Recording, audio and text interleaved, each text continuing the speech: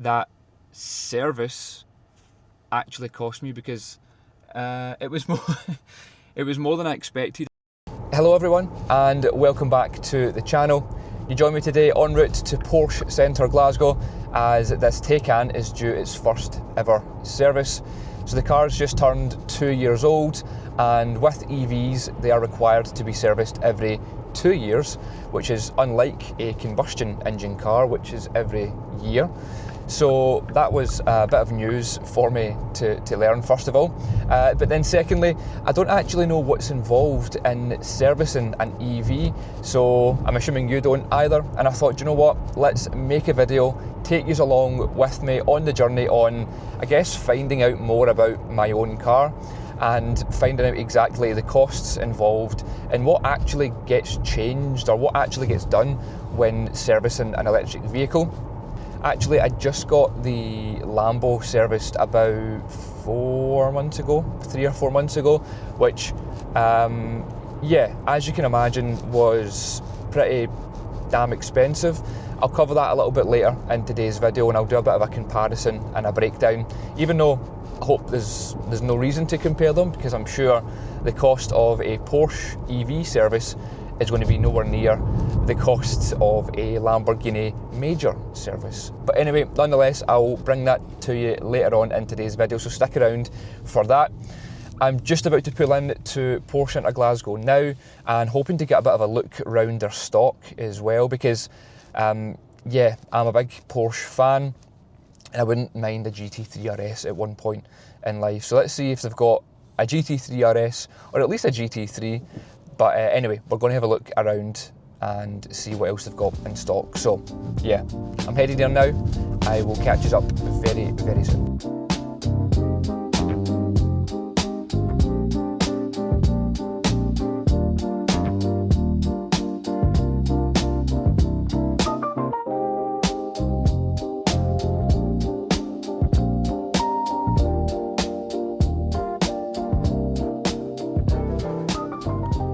For the first time ever, I can't find a space outside Porsche Centre Glasgow, which is very rare. I've been here loads of times, unfortunately. Let's see if we let's just stick it in here. This is the busiest I've ever seen this dealership, which is either a good thing or a bad thing, depending how you look at it. Does it mean that they've got a lot of cars that need fixed? Or, I mean, that's kind of the way it looks, to be honest. They've got about 10 or 12 Macans sitting over where I normally park. They've got an amazing... Sorry, I've just hit that mic off the seatbelt. As I was saying, they've got an amazing... It's obviously not theirs, it's a customer car, but a really nice blue Taycan Cross Turismo 4S, so essentially this car but in blue. I'm not usually a fan of bright coloured cars, I think I covered that in one of my videos before, but that looks pretty good. But yeah, like I said, they've just got like all these Macans sitting, which is strange. Like, what's going on with Macans? Are they all broken or? Yeah, anyway, that's a really nice Macan sitting next to me. But yeah, let's have a quick look around the dealership, or at least let's head in to the dealership, see what I need to do. I'm also about 1 hour late, or later than what I said I was going to be. So let's head in now and see what we need to do.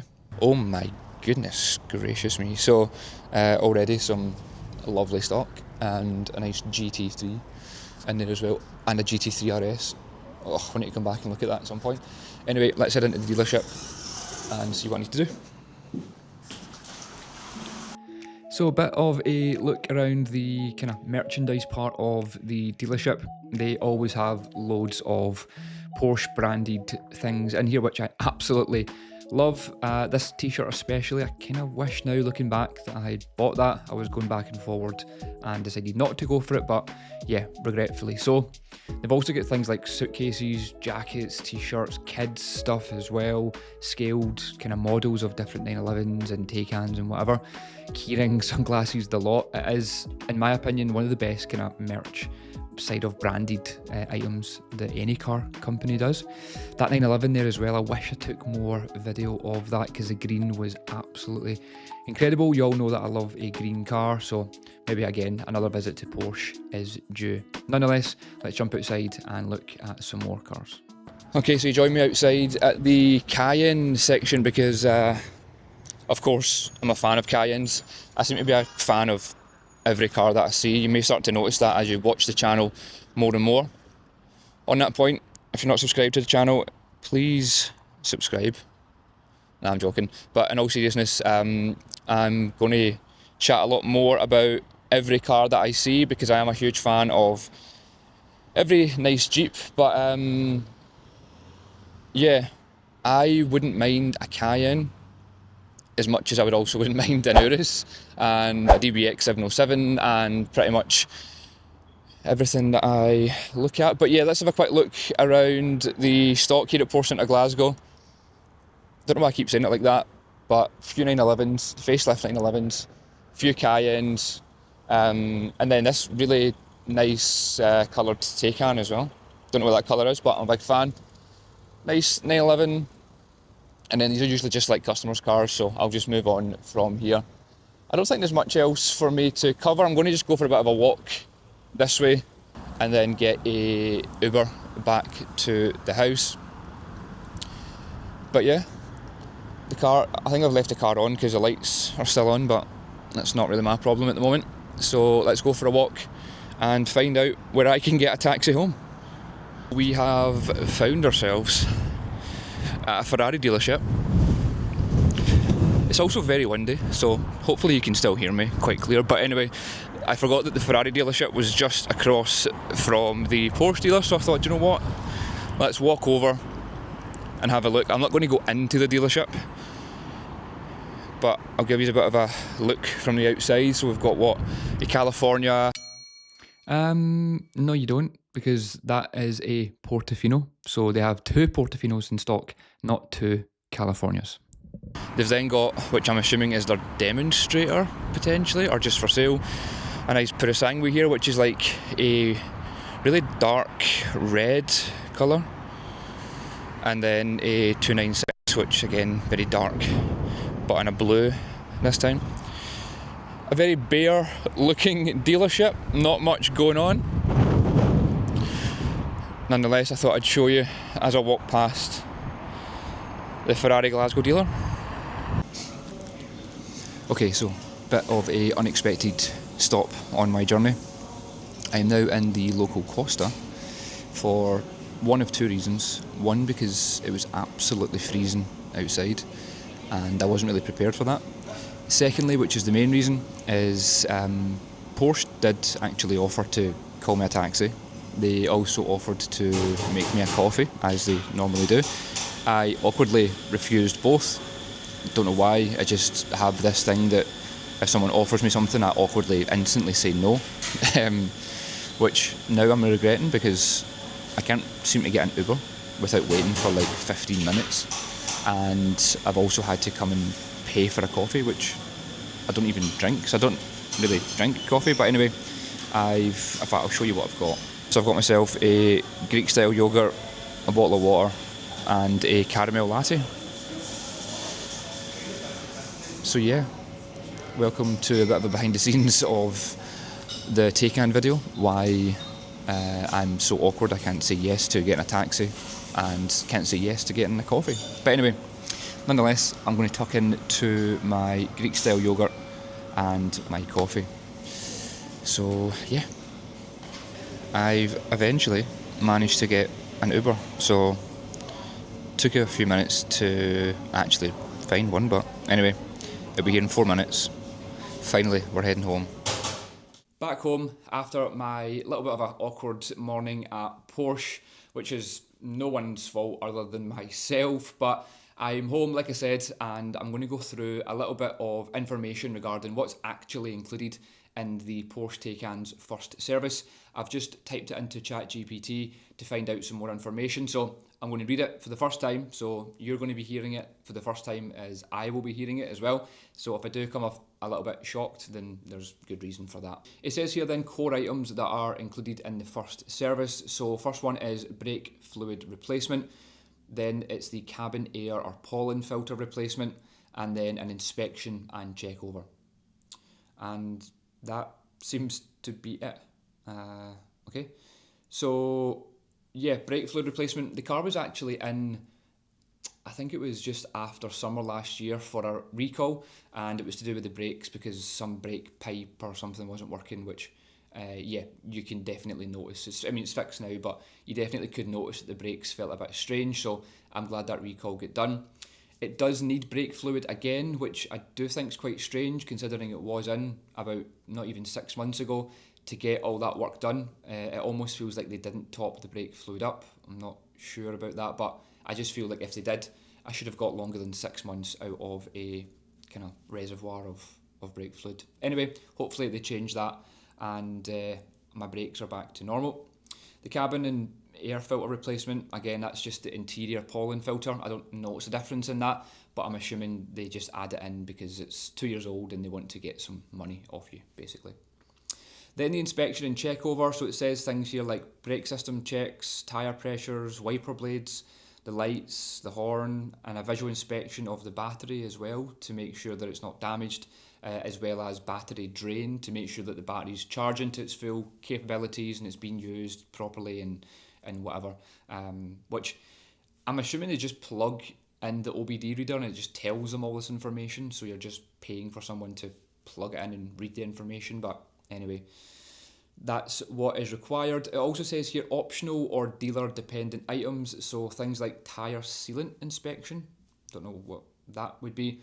Software updates, now the car is actually due a software update. It keeps reminding me that each time that I get in the car, so hopefully they remember to do that. And then wheel alignment or tyre replacement. Luckily, I've just, well, yeah, I say luckily, it was an expensive change, but I've just changed all 4 tyres on the car, so yeah, I won't be needing any tyres from Porsche, which actually on that point, if you are an owner of a Porsche Taycan or any Porsche in general, Porsche can be quite funny if you don't have a Porsche rated tyre on your car. They can be quite funny with warranty and things, and yeah, just watch out for that. I think the rating is something like, is it NA0 or NA0 or something? But yeah, I've got Pilot Sport 4S on the car, and there's hopefully no issues, but we'll find out today, I guess. Other than that, it says things not included, obviously engine oil because it doesn't have an engine, and then spark plugs because it doesn't have an engine, so I don't know why that's even included here. But the summary then, so yeah, summaries: fluid replacement, filtration, and a comprehensive vehicle health check. That's essentially it for your first service in a Porsche Taycan. Now, it does say here that it says that all owners, let me try that again. It says that owners often report around £700 to £1,000 plus for the cost of the brake fluid and filter alone. So yeah, that's more expensive than I was, well, first of all, hoping for, but also what I would have even thought was possible, because it's just brake fluid and a filter, which I'm assuming costs the best part of £50 in the UK. Yeah, bit of a strange one, but I guess, look, we'll find out later today. That's just from ChatGPT. We will find out exactly how much my service and what was actually included and what was recommended in case anything else needs change. But yeah, we'll find that out later in the video when I go back to collect the car from Porsche. So stick around for that. And yeah, let's hope it's not. Let's, everyone, any comments below, let's drop a prayer that it's not between £700 and £1,000 for my bill today. I guess we'll find out.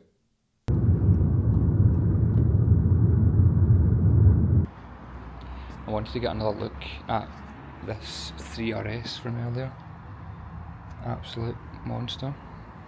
So collection time. They've done me absolutely dirty here and left the lift up. They have cleaned it apparently. Although, have they? The problem is I cleaned the car yesterday for whatever reason. Anyway, yeah, like I said, done me dirty. They've left the lift up on the car. said they've hoovered it as well, but it doesn't look very hoovered. Nonetheless, we are having to fix the seat. I hate when people move your seat because this car doesn't have the, what do you call it? Like the programmable seats, is that what it's called? So I now need to figure a way of finding my exact seating position. Anyway, I'm going to jump in the car. Wait a minute, no I'm not, because I'm already in the car. I'm going to put this camera up on the windscreen so I can talk to you properly and get on the road and discuss how much that service actually cost me, because it was more it was more than I expected. I know I did speak in a little bit earlier in the video and said it was between £700 and £1,000. Yeah, mine was. Just wait. I'll give you a full breakdown in just a sec. And yeah, like I said, the service it shocked me a little bit with the price, but at the same time, after reading what ChatGPT said, I guess it was kind of expected. I still don't quite understand how on earth they're able to charge so much for a service, but I will break down the whole kind of invoice when I get home, and yeah, hopefully it makes a bit more sense. Anyway, I paid £860 for the service and a new set of wipers as well. So Porsche sent me through like a vehicle health check email thing, and on that it said that the car required new wiper blades to the cost of, I think it was like £66. And initially I was like, that is ridiculous, £66 for a set of wipers that I could probably replace myself for about £15. But then I thought, I'll need to replace them myself, and I couldn't be bothered doing that. It's cold outside, and I don't know the last time I actually changed a set of wiper blades. So yeah, I just threw that in as well. So other than that, there was no other unexpected costs or surprises, which is good. I did request that they looked at a weird noise that the car has on the kind of front right brake area, but apparently there was no noise. So yeah, nonetheless, car's in good shape, health check complete, all looking good, and the service is now complete. The car feels the exact same as I would expect from an electric car, since nothing was really done. But yeah, the service is done, and when I get home I'll break down the itemised what was done to see where this £860 actually went. Here we have the cash sale invoice in question. I have had a brief look at this, by the way, but let's go through it in detail together. I will share what was done during the service and how much each thing actually cost. I do need a bit of help throughout this, and you understand why, so please listen up and get ready to leave some comments, please. First things first, the wiper blades, so we already knew about them. It comes a net total of £54.04. Understandable, a little bit expensive, but understandable. The next thing was the inspection, which was £182.86. Again, I can kind of understand that. They're always going to charge for an inspection. Yeah, fair, I can get behind that. The next 2 points, or next 3 points, slightly more confusing, so may need your help.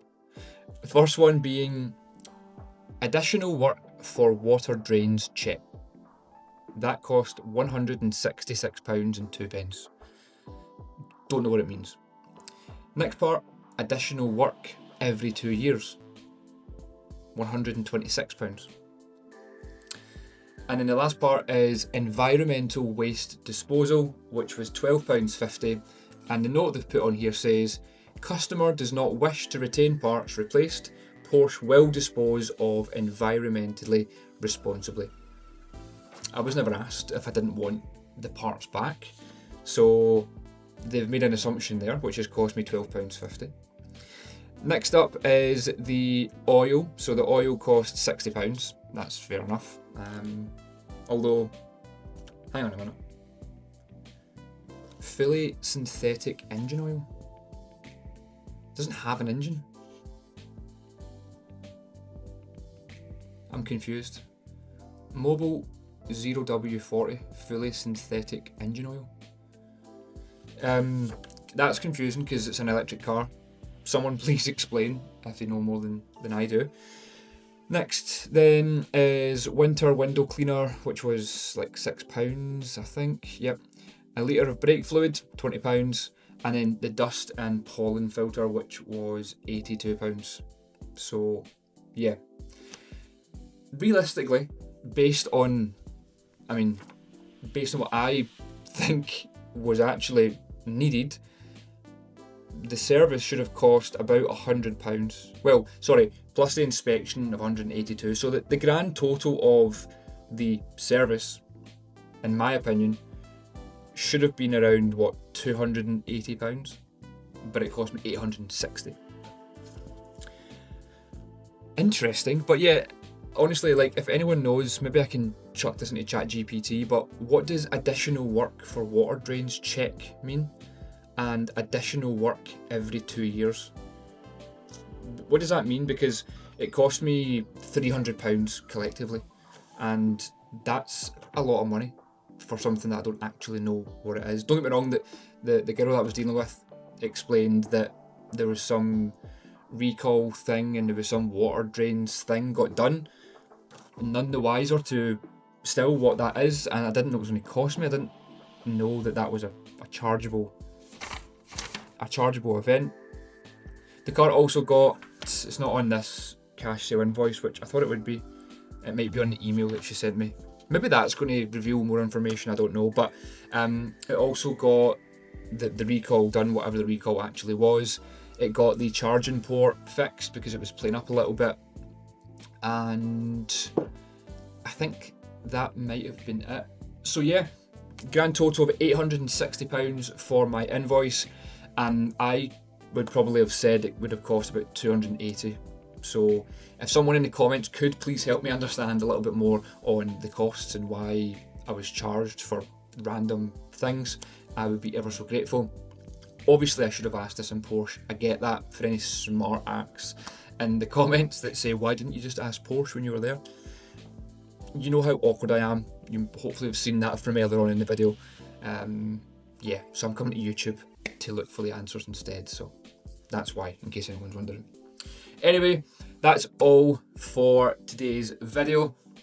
Thank you so much for tuning in, and if you made it this far, please drop it a like, consider subscribing to the channel for plenty more Taycan related videos to come, because you know what, the more I drive that car, the more I realise how much I absolutely love it.